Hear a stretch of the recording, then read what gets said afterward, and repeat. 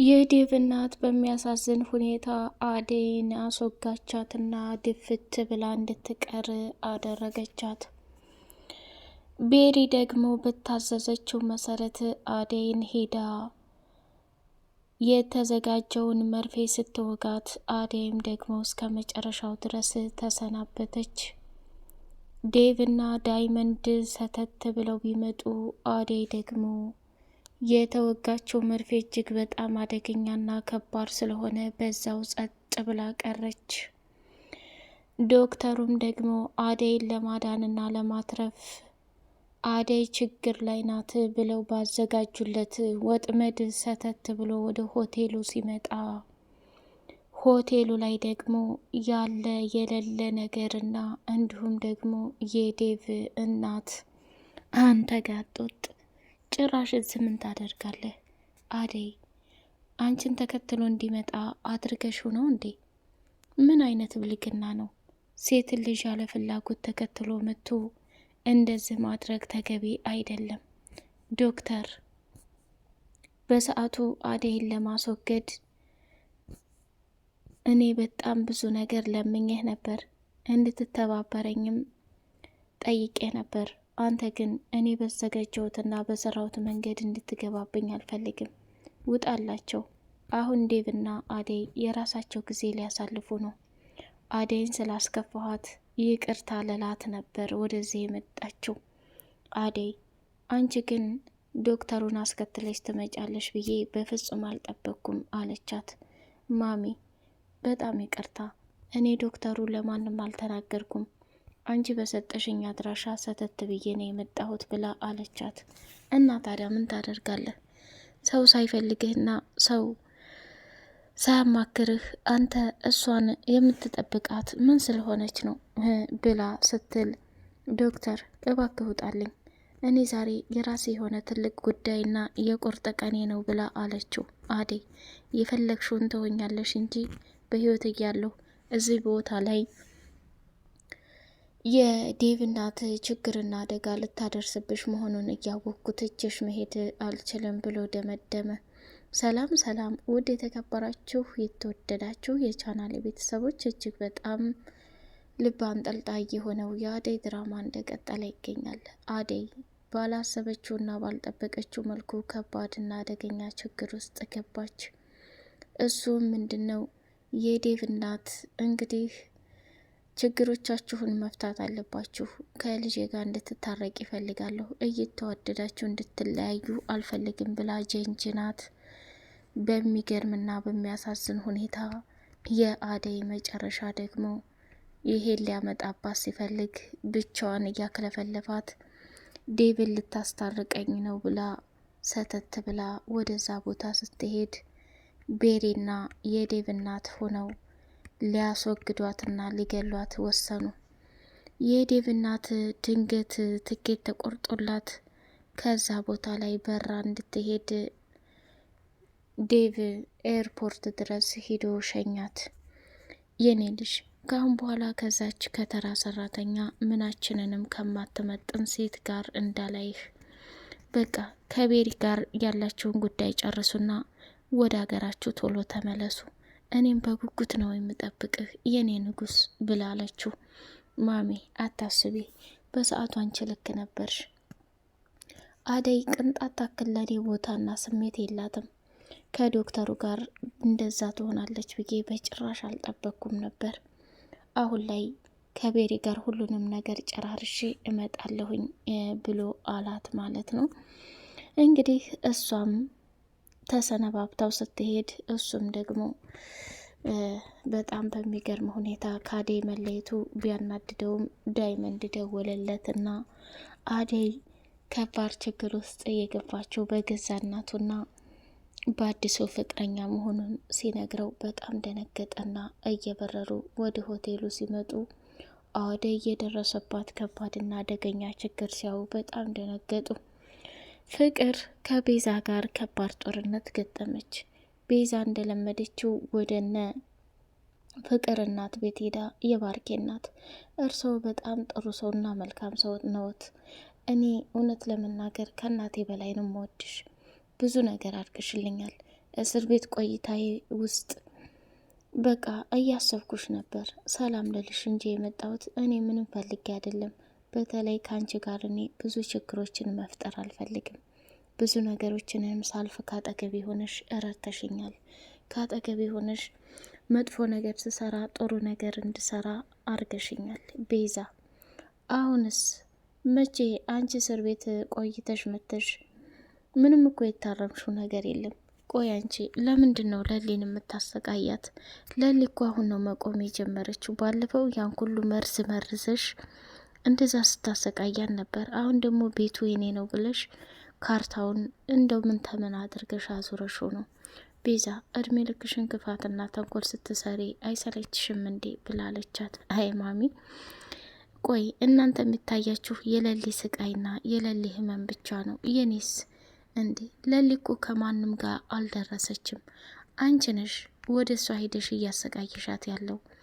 ያንቺ ያልሆነ ነገር ወደ ራስሽ ለማድረግ እየታገልሻለሽ የኔ ልጅ። ይሄ ደግሞ ከባድና አደገኛ ቅሌት ነው፣ ይቅርብሽ እያለች ስትላት፣ አይ ማሚ አንቺ የማታውቂው ብዙ ነገር አለ። ወደርሽም ጠላሽም እኔ በህይወት እስካለሁ ድረስ ለሊ ያ ቤት ለራሷ ስታረግ ማየት አልፈልግም ብላለቻት። ወይ ቤዛ፣ እኔ ሰው ላይ እስር ቤት ገብቶ ካለፈው ስህተቱ ታርሞና ችግሩን አስተካክሎ ሲመጣ ደስ ይላል። አንቺ ግን ታጥቦ ጭቃ መልሰሽ እዛው፣ ይሄ ደግሞ የማይሆን ነገር ነው ብላ አለቻት። እሷም በጣም ደነገጠችና አይ ማሚ ለማንኛውም ደህናዋይ ብላ ከዛ ቦታ ሄደች። ቤዛም ከፍቅር ጋር ፍቅር እኔም መከታተልሽን ረፊ፣ ወንድሜን እየተከታተልሽ እያስቸገርሽ መሆኑን ለእናትሽ ብነግራት ምን እንደሚፈጠር ወቂ ብላ አለች። ሮማንም ደነገጠችና አሹ ጋር እየወረጠች ሂዳ ቆይ ደግሞ አሁን ምን ቀርቷት ነው የመጣችው? ሮማኔ ተጠንቀቂ፣ ይቺ ሴት በጣም አደገኛ ናት። እስር ቤት እንኳን ፖሊስ ጣቢያ እንኳን ወስደሽ እንትን ብታያት በሆነ ነገር ተሽሎክሎካ የምትወጣ ጉደኛ ናት። ስለዚህ የሆነ ነገር እንዳታረግሽ ተጠንቀቂ ብሎ ሲላት፣ እኔ ምን ታረገኛለህ አሹ? እኔ እኮ እርግፍ አርጌ ትቻታለሁ።